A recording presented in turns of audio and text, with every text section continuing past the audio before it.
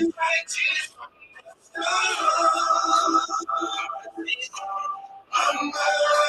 want you to know, loving you is like food to my soul. All right, so it's 30 seconds, and hopefully, Facebook, I do not have the rights to that music. It's only used for entertainment purposes only. And today we're talking about Mama. Hey, welcome to the Big Facts Radio, Big Facts Talk Show. Big Facts Talk Show, not the radio show.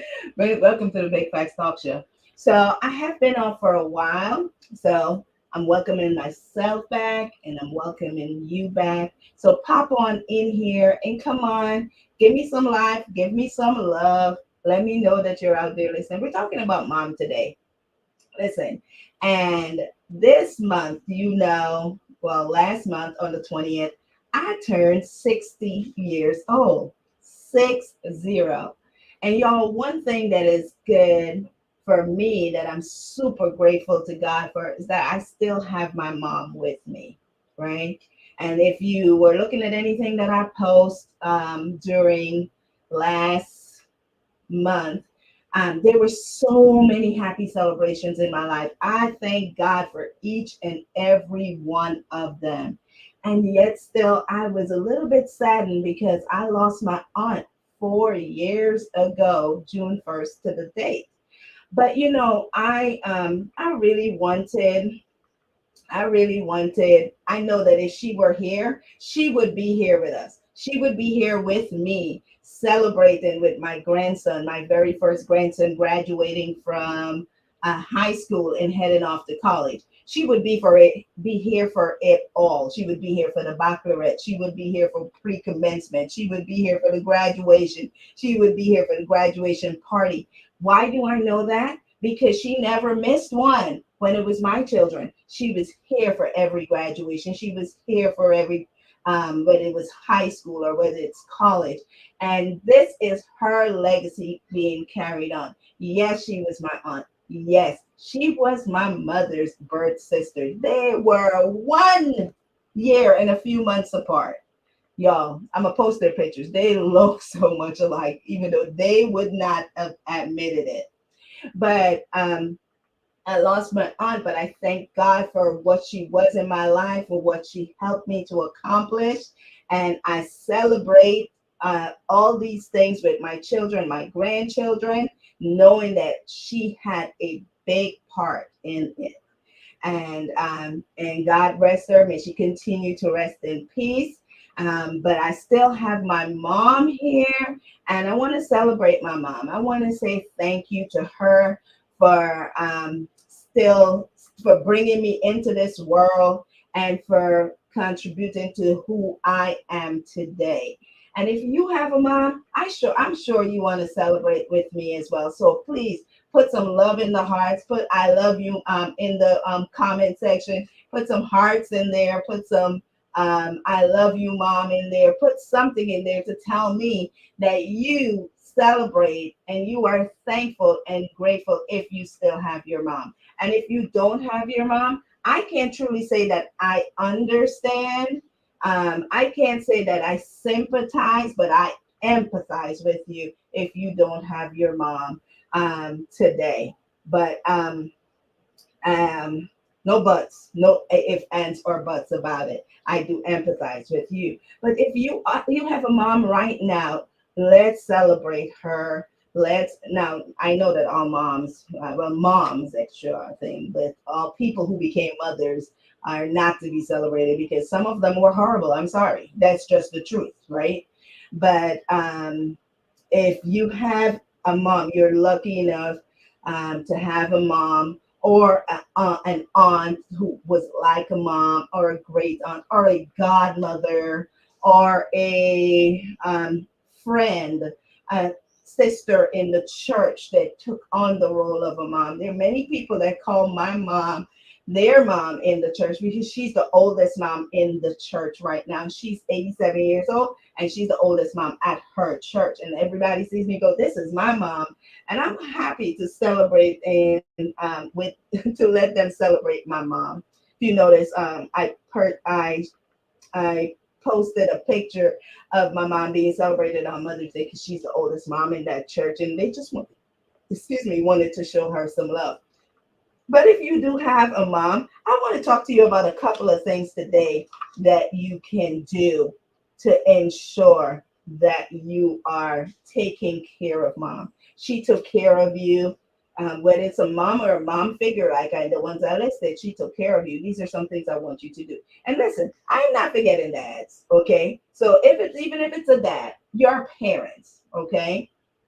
I want you to do these things. Now, for some of you, it may not be applicable. Some will definitely be applicable, but some may not, right? Because I am 60 years old and I have my mom, and my mom is 87. So you might be in your 20s or 30s, and some things that I'm going to say may not be applicable. Actually, you know what? I take that back. It's all applicable. Everything is applicable. I'm actually going to add a seventh thing on my list, and that's the one that may not be applicable to everyone. Are y'all listening to me? Am I talking to myself? You know what? I don't care. I am going to keep talking. All right. So, the six things that I wanted is seven or six. You know what? It's six things. So, the sixth thing may not be applicable. I have a number one by the topic that I wanted to talk about. And the topic that I want to talk about today with your mom, your dad, your older sister, your older brother, your grandmother, your aunt, whomever, is estate planning. So there are a couple of must-have things in an estate plan for your parents, okay? And if you are listening, you go ahead and take care of it yourself if the children are off being knuckleheads and not doing what they're supposed to do, okay? You can reach out to me at carmen10k.com and we're going to take care of it yourself. But there are four documents that are absolutely must have.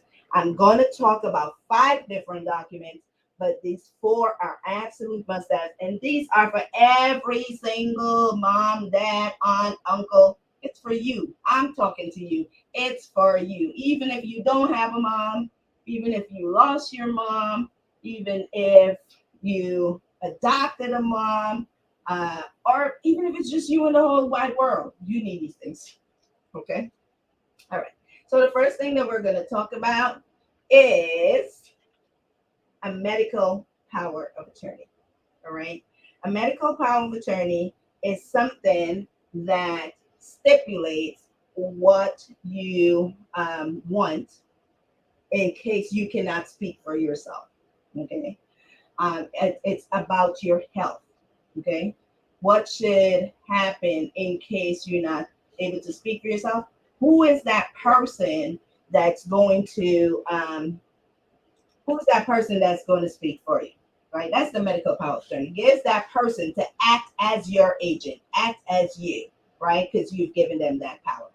All right. So that medical power of attorney is the first thing. Now, let me veer off a little bit. In some states, this is called a living will because they attach a couple other documents to it. And in some states, like the state of Georgia, it is called an advance directive. Wait, let me pull back. I am not giving any legal advice. This is for educational purposes only. And our people perish for the lack of knowledge. And that's all I'm doing is sharing some knowledge with you. Hey, by the way, do you see my shirt? Yep, it says Lamoco.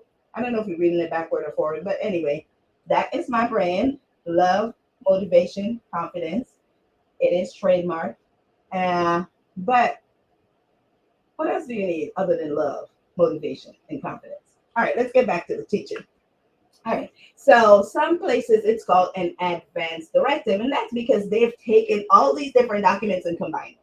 You know, um, they combine the medical power of attorney. They combine the living will. They combine the where you have to give the HIPAA, right? They combine all those into one. It's called an advance directive, right?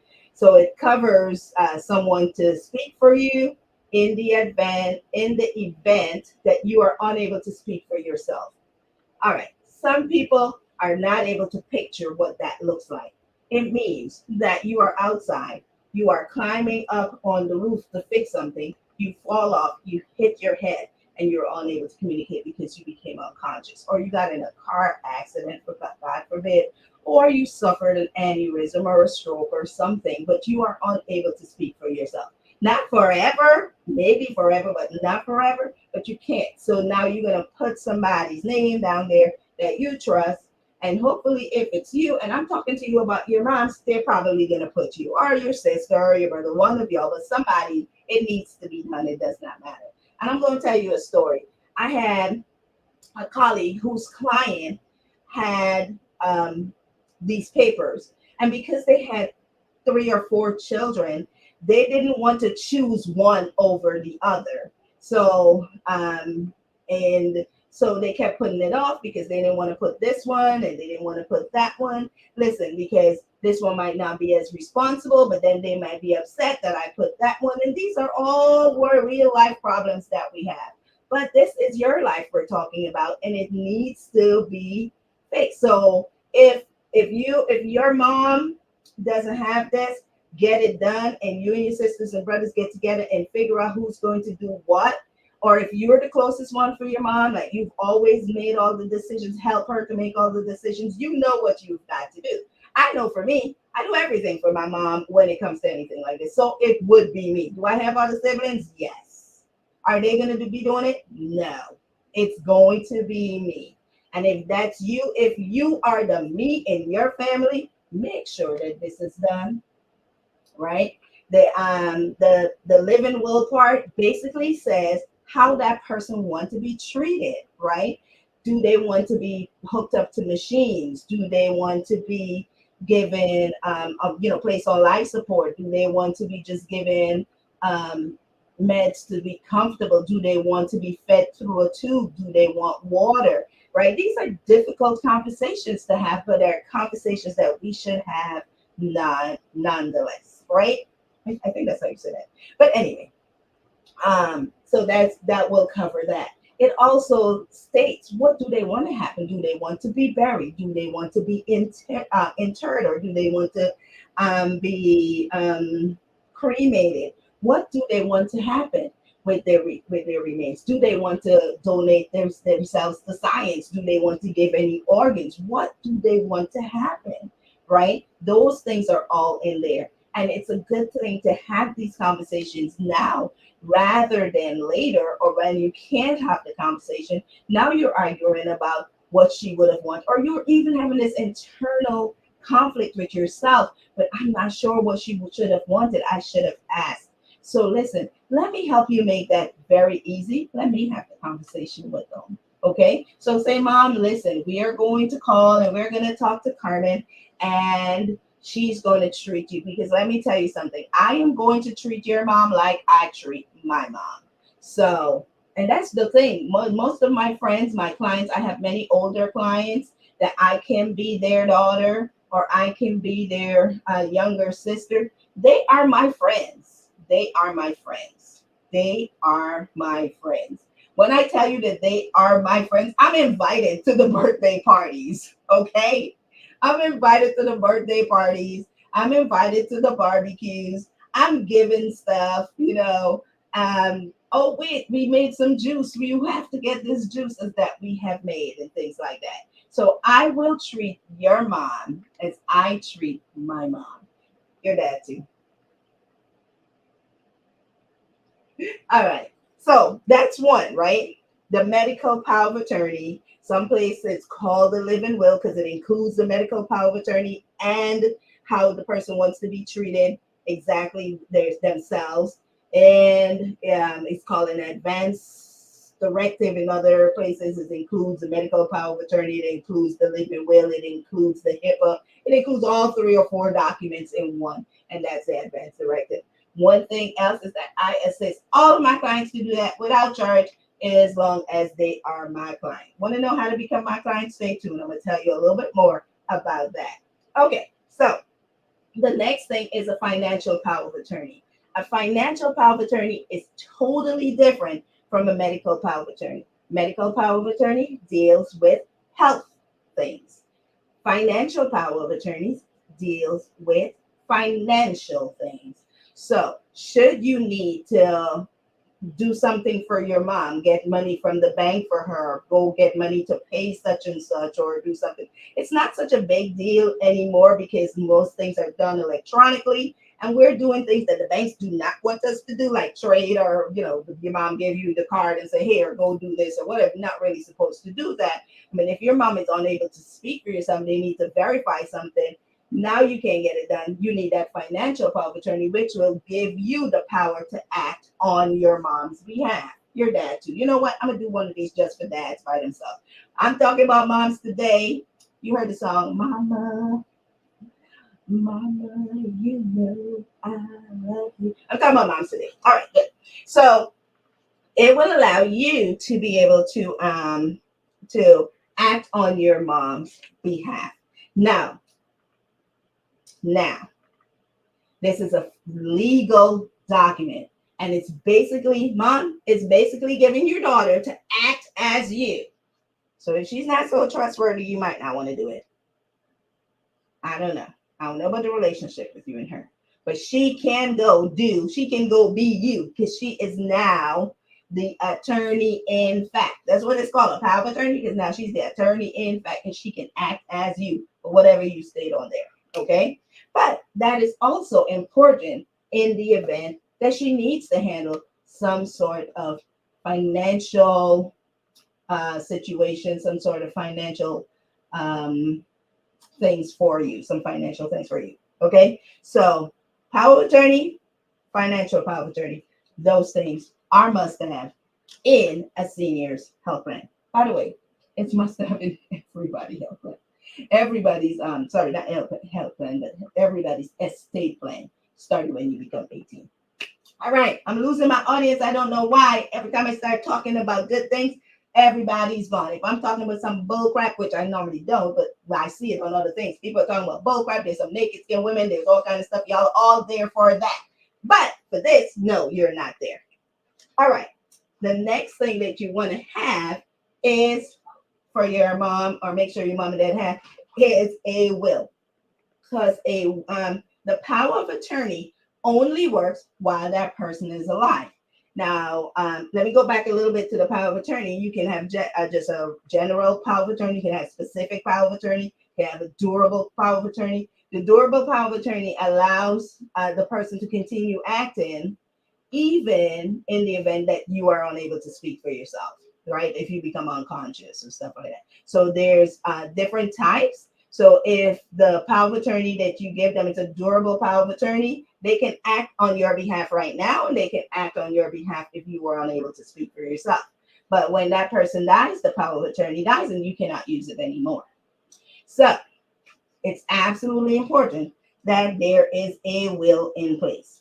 Now, the will is going to say who's going to be the administrator, who's going to handle the affairs. It's basically going to state who's going to handle your affairs and what's going to happen to your stuff.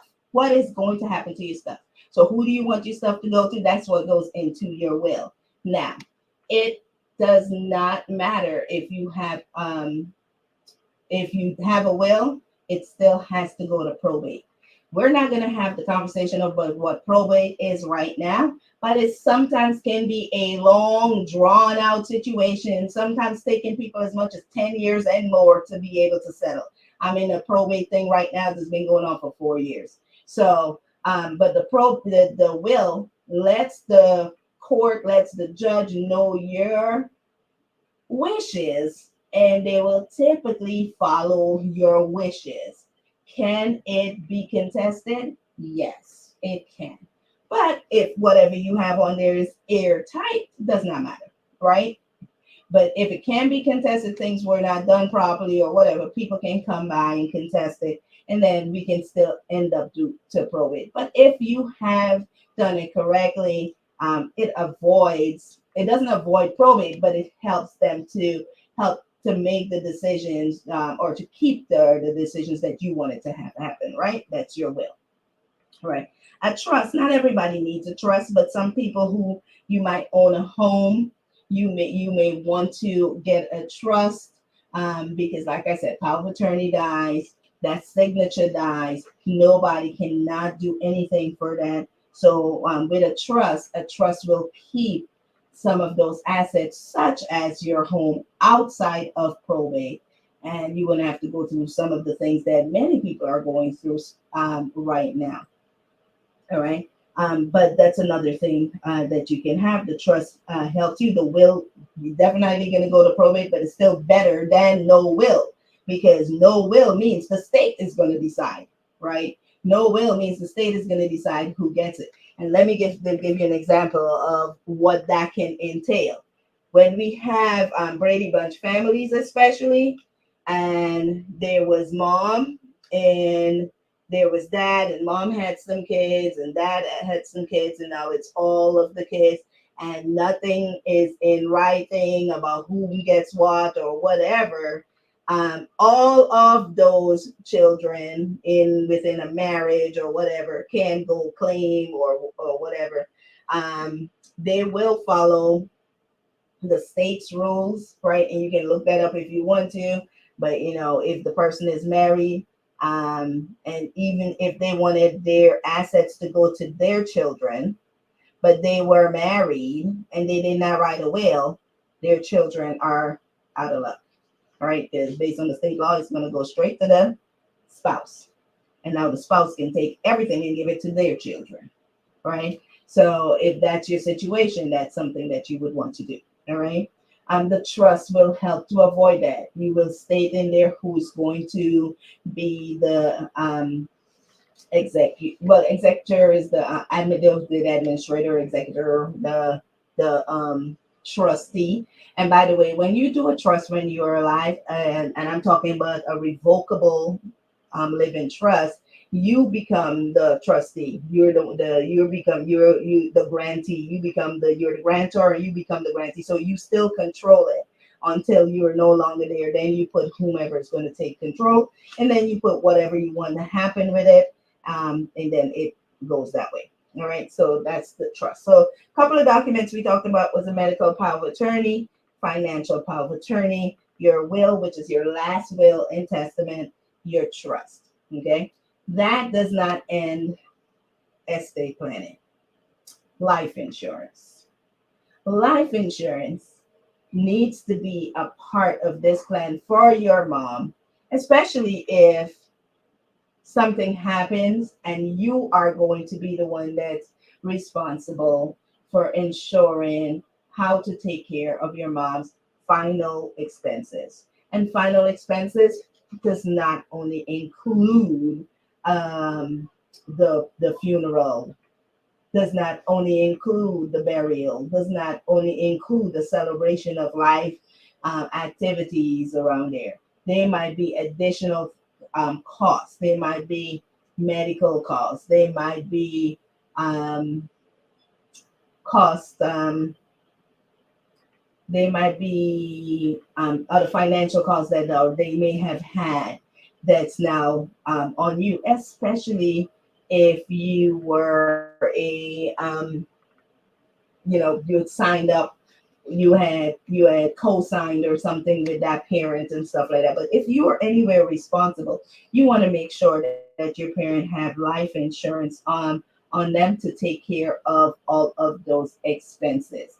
And the thing about life insurance when it comes to older people, many of them disqualify themselves because they're thinking, how will I get life insurance because I have this and I have that, I have such and such condition, and have that condition. Newsflash, most of us have some sort of conditions. But if you work with a licensed professional, ethical licensed professional, they can find you what is best for your situation.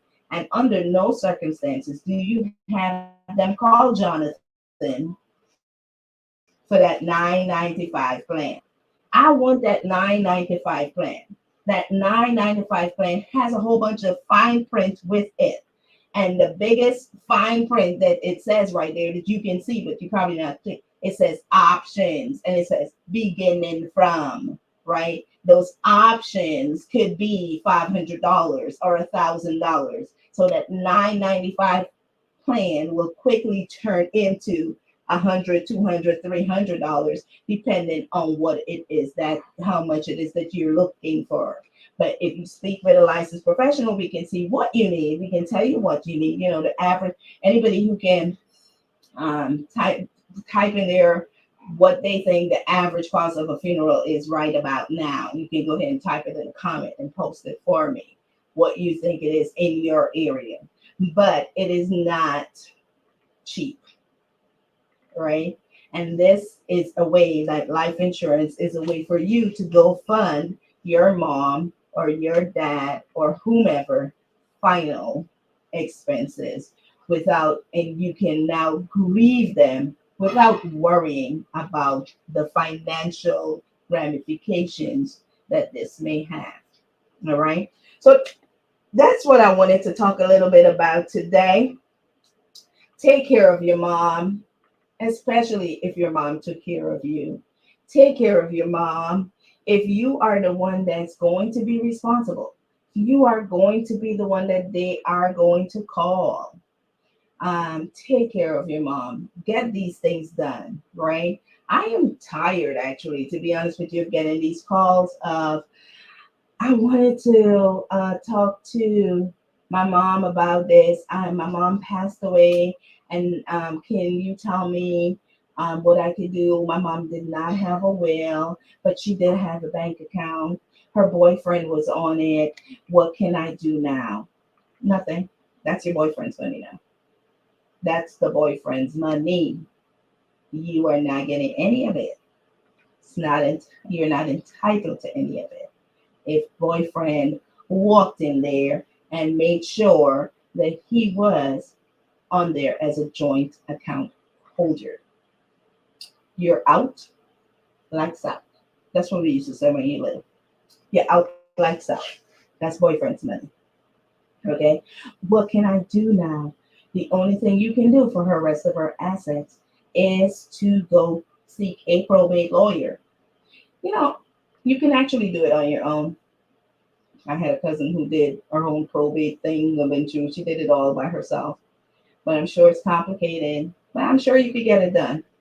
You know, she, like I, have been doing this for a couple of years. But listen, all I want you to do is to not regret the fact that you didn't have this simple conversation with mom, with dad, with auntie, with uncle, um with your godparents, with whomever that you love and respect that's in your life. You know, just ask, do you have this taken care of? You know, and if they do, would you like us to see if you have, if it's correct, or is it, if it's correct, or if it's inadequate, or if you need more? um, I have someone that you can talk to. All right. Let me make that difficult conversation. Let me ask the difficult questions. Let me ask, what are you going to do in the event that you die? What is it that you're going to do? What is it that your husband going to do if you don't make it home, or your grandchildren, especially if you're taking care of grandchildren, right? So if your mom is taking care of your children and something happens, and now someone has to take care of those children. So you can pass that risk from yourself onto the insurance company. Newsflash, that's what the wealthy people do. They transfer risk. They transfer the risk. That's what we do. We transfer the risk. All right, that's it. I'm finished talking. It is right about 30 minutes. Have a wonderful, wonderful evening. Thanks for joining me. Be sure to like and share this video. Don't let me have to tag you and ask you to please share my video. People need this information. You may not, but somebody else do. And as I said before, if you or someone you know need help with life insurance, health insurance, estate planning, retirement planning, and or taxes, any of those things, feel free to reach out to me at carmen10k.com. Thanks. and have a wonderful evening. Bye.